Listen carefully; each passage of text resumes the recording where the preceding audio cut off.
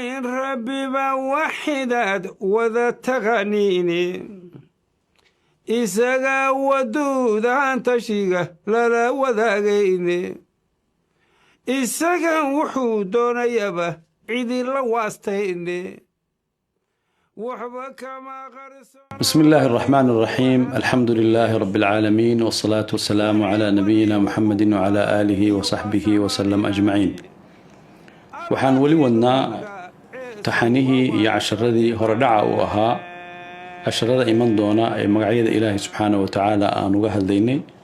عشر كان وحو كساب سيهي إن أن فهمنا مخلوقاتك وإلهي سبحانه وتعالى أبوري محاواي حريرك أي لليهين أما ليا لنكران مقعيد إلهي وأن كدورنا إن مخلوقاتك أن كهالدينو ومخلوقاتك ليراهدو المكلفين ضدك اللوغوك تكليفيي عبادة أوامرت إلهي وحو إلهي فريو وحو إلهي كريبيو كما هالدينو بورها إيو وبيدا إيو إلهي سبحانه وتعالى أونكي سكاليك لدوان كما هالدينو وحن كهالدينا صدحدا أون عبادة على قدر له إيه ملائكتا إيو جنيغا إيو إنسيغا سيدا دكتهين ملائكتو إلهي سبحانه وتعالى وحو كأبوري نور بو كأبوري وأنا ضد إلهي سبحانه وأنا خلقي إلهي سبحانه وتعالى أبوري إن لا يعصون الله ما أمرهم ويفعلون ما يؤمرون ملائكتنا إنت أنا نيجي أغنهي إلهي سبحانه وتعالى بأغ ترضوضا سيدا أيهين ما إلهي كالجوغان سيدا أشقيان وعلم إلهي سبحانه وتعالى كل يسوء قرناي. لكن إنت النصوص تلقى أركي ملائكتو قارنول كي جوغان ومخلوقاتي كلا بيلا جوغان أو وحكا قرآن أو أوامرتي إلهي كفوليان قارنا سماوات كي جوغان قارنا عرشي أك جوغان صدرت دمانتون مع المخلوقات كاسوا مخلوقات إلهي قرنية إلهي نعابده انت أنا ندنبنا كدعين لا يعصون الله ما أمرهم ويفعلون ما يؤمرون. مخلوق اللباد وجنيقة دبك لغا أبوري من مارج من نار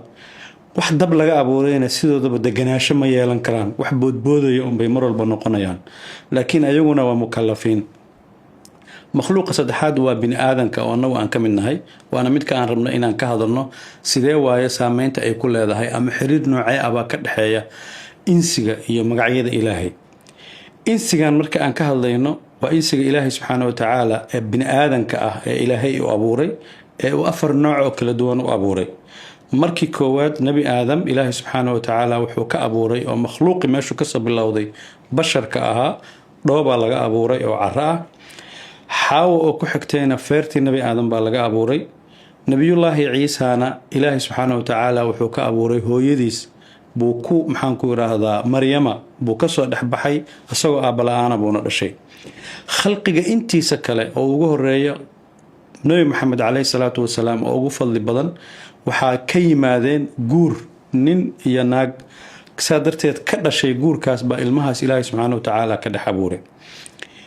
خلقigaas marka insiga ah Allah subhanahu wa ta'ala wuxuu ugu deeqay garasho garaad ay ku garan karaan Ilaahay xuskiisa ayna ku garan karaan Ilaahay awoodo buu siiyay awoodahaasana quraanku noo sheegay mid koowaad waxa waaye awooda koowaad ee bini aadamka Ilaahay subhanahu wa ta'ala siiyay waxa waaye inuu garan karo waxa khayrka ah iyo waxa sharta ah falhamaha fujuraha wa taqwaha wuxuu kale Ilaahay siiyay awood uu ku garan karo waxa fiican wanaagsan مدنتا كجرتا iyo waxa fasaadka ka dhalanaya oo la yiraahdo al-masalih wal mafasid oo Ilaahay waa kan dhahayo wahadeenahu an-najdayn wuxuu kale Ilaahay awood u siiyay inuu wax doorto oo waxa fiicanna uu dooran karo asoo khiyaarkiisa ku dooran karo waxa khaldanna uu dooran karo faman shaa falyu'min waman shaa falyakfur wuxuu kale Ilaahay siiyay inuu xagga cibaadada iyo diinta ka fududeeyo wixii asaga culays ku ah wama ja'ala alaykum fi ad-din min haraj wuxuu kale Ilaahay siiyay bini aadam kan awood waasica oo aad iyo aad u ballaaran oo wax badan ku qaban karo hadana loo roonaaday oo la yiri la yukallifu Allahu nafsan illa wus'aha wuxuu kale Ilaahay ka ilaaliyay bini aadamka wax allaaleeyo wixii kartidooda garaadkooda waxay ka sikaraan ka xoog badan waa laga qaaday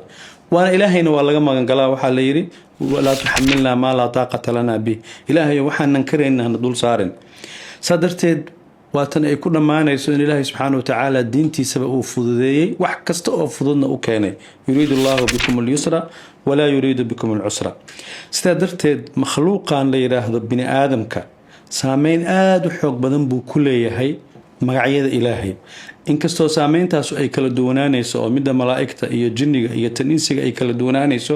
oo waxaa saameyn ku yeelanaya dabeecadda asalka ilaahay u abuuray marka ay farxaan siday u farxaan marka ay naxaan siday u naxaan sidee bay fahamkooda iyo qaadashadooda fahamka siduu yahay annagu waxa aan qiyaas ka qaadan karno uun waa bini aadamka saa darteed bini aadamku saameyn toos ah bay ku leedahay marka uu magacyada ilaahay maqlayo ama magacyada ilaahay dabeecadiisa iyo abuurkiisii saameyn toosa iyo saameyn dadban bay ku yeelanaysaa waxaa la yidhahdaa qofka muslimka ah waxay ku leedahay saameyn toos ah waxay ugu imaanaysaa xagga islaamnimada waxay ugu imaanaysaa xagga cibaadada waxay uga imaanaysaa xagga aqoonta intaasoo dhinac kala duwan bay uga soo gelaysaa maadaama uu muslim yahay fitradiisii asalka ahaydna ay tahay fitradii ilaahay subxaana watacaala uu abuuray waxay kaloo saameyn ku yeelataa qofka aan mu'minka ahayn oo si aanan ku talagal ahayn oo asagu aanan is ogeyn marka uu xaalad uusan ku dhex jirin dhex galo ay kasoo fakanayaan hadallo waxaan uu ilaahay u celinayo waad maqasheen wax badan dadaan muslimiin ahayn oo oranaya oh my god ereygaas erey caan ah waaye laakiin wuxuu ka imaanayaa si aan ku talagal ahayn bay waxay u garanayaan waxaanu inay ayaga awoodoodii ka baxsan tahay xag ilaahayna ay ka imaanayso sidaa darteed bini aadamka ilaahay wuxuu siiyey qalbi oo ah meesha laga xukumo jirkiisa oo dhan qalbigiisa laga xukumo maskaxdiisa laga xukumo meel kastoo jirka bini aadan ka imidana qalbiga laga xukumaa wata nabiga calayhi salaatu wasalaam uu leeyahay alaa ina fi ljasadi mudqa idaa saluxat saluxa aljasadu kullu wa idaa fasadat fasada aljasadu kullu meesha labaadoo jirka bini aadamka magaca ilaahay iska soo gelayaan waa carabkiisa oo ah waxa cabira waxa damiirkiisa ku jira qofka waxa maskaxdiisa ku jira ama damiirkiisa ku jira carabkaa soo tuura jirka intiisa kalena wuxuu fuliyaa waxa maskaxda iyo carabku ay rabaan sidaa darteed qalbiga waa meesha laga fakaro carabkana waa meesha ilaahay subxaana watacaala laga xuso jirka intiisa kale iyo xubnaha kaleoo jirkana waa meesha tallaabaqaadka dad masaajid aadayso dad sadaqa bixinayso dad ficil wanaagsan samaynayso saa darteed qofkan bini aadamka ilaahay markuu uumay wuxuu u abuuray qur-aanka sida igu cadaynayo inuu noqdo khaliifatullaahi fi lardi qofka ilaahay dhulka wakiilka uga ahaa ee dhulkan ku noolaan lahaa laba shaqaana la rabaa insaanka inuu dhul ka qabto mid waa inuu ilaahay ku caabudo midna waa inuu dhulka laftigiisa u camiro oo camiraadaasu ay noqonayso inuu si wanaagsan u camiro dhaqan wanaagsan ku camiro fasaadka iyo dhibaatadana uu ka ilaaliyo sidaa darteed culimmadii hore muslimiinta uu ka mid yahay faaraabi waxay oran jireen sacaadada qofku inuu barwaaqo dareemo raaxo dareemo waxay ka timaadaa sida ay saameyn ugu yeelatay magacyada ilaahay waa marka maskaxdaada aada magacyo ilaahay soo geliso saameynta ay kugu yeelanaysabaa waxaa ka dhalanaya in adigana farxad iyo reynreyn aada ku noolaanayso ilaahay subxaanahu watacaalana wuxuu kaa fiirinayaa magacyadaas sida aada ugu dhaqmayso alkariim adig kariim ma tahay alghani dadka wax siinaya oo dadka wanaag u sameynaya ma tahay tilmaamahaas laftigooda sida adiga ula falgalaysana ilaahay wuu kaa fiirinayaa waxay kaloo culimmadu leeyihiin saameynta magacyada ku yeelanaysa waxaa weye qofku inuu ilaahayna run kula noolaado khalqigiisana uu run kula noolaado waxaana marka dambe uu gaari doonaa qofku hal shaqo oo uu qabtay inay ummaddu intifaac weyn waxtar weyn ay ka yeelato oo culimmada muslimiintu ay u daliishadaan qisadii nabi muuse calayhi salaatu wasalaam markii uu soo baxsaday ee uu yimid ee uu meel bannaan iska yimid ee uu geed hoostii iska hoos fadhiistay ee uu arkay gabdho meel ceela jooga oo rabo ceelkaas in wax u dhaamiyana garan la duruuftooduna ay ku adag tahay inta u yimid uu ku yidhi qaala maa khatbukumaa qaalataa laa nasqii xataa yusdira ricaau wa abuuna shaykhun kabiir culimmada muslimiintu marka waxay sheegaan nabiyullaahi muusa inuu hal ficil sameeyey ficilka uu sameeyena muxuu ahaa inuu biyaha u dhaamiyey markuu biyaha u dhaamiyeen intuu geed iska fariistay buu yidhi rabbi innii lama anzalta ilaya min khayrin faqiir waxay culimmadu sheegaan marka ficilkaas keliya ee dadka wanaagga uu sameeyey ee adduunyada uu ku camirayay inay 6 faa'iido uga dhalatay faa'iidada koowaad waxay ahayd inay xoolihii waraab heleen faa'iidada labaad waxay tahay gabdhihii inay daalkii ka nasteen oo qof caawiye ay heleen faa'iidada saddexaad waxay ahayd inuu bartay ninkii saalixa ahaa culimmada qaar ay nabiyullaahi shucayb ku sheegeen faa'iidada afraadi waxay ahayd in nabi muuse dhibaatadii ku soo socotay ku imaan rabtay uu meel uga nabadgalo helay faa'iidada kalena waxay ahayd in nabi muuse uu shaqo helay oo cid shaqo siisaba uu helayba faa'iidada kalena waxay ahayd inuu guurba helay oo meeshaa guur uu ku helay marka hal ficil oo biyo dhaamis ah oo gabdho meel taagan uu ku caawiyey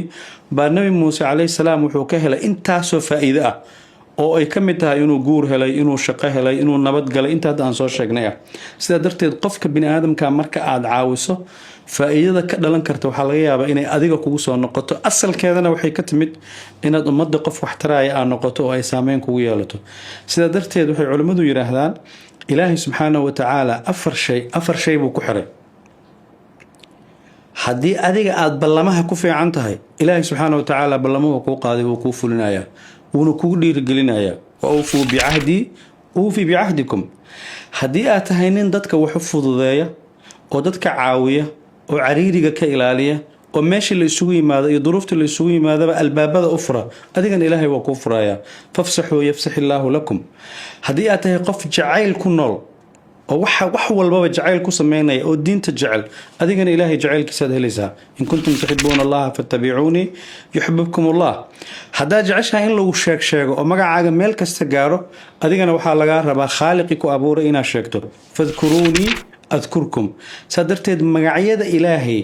waxay isu bedeli doonaan wax dhaqankaaga maalinlaha ah ku dhex jira, adoo kasoo dheehanaya aqoonta aad u leedahay magacyada ilaahay. laakiin lagaaga baahan yahay inaad si fiican u dhuuxdo, si fiicanna ay maskaxdaada u gasho. wallahu tacaala aclam. wasalaamu calaykum waraxmat ullahi wabarakaatu. waxidaad wada taqaniini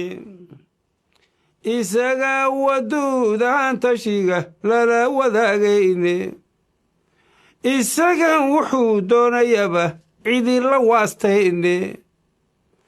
waxba kama qarsono qalbigu wahan hadduu yeesho, wixii weliba wow waadax iyo waasac maalinaahi. alwakiilu magaceesu waa warisaan dhimane.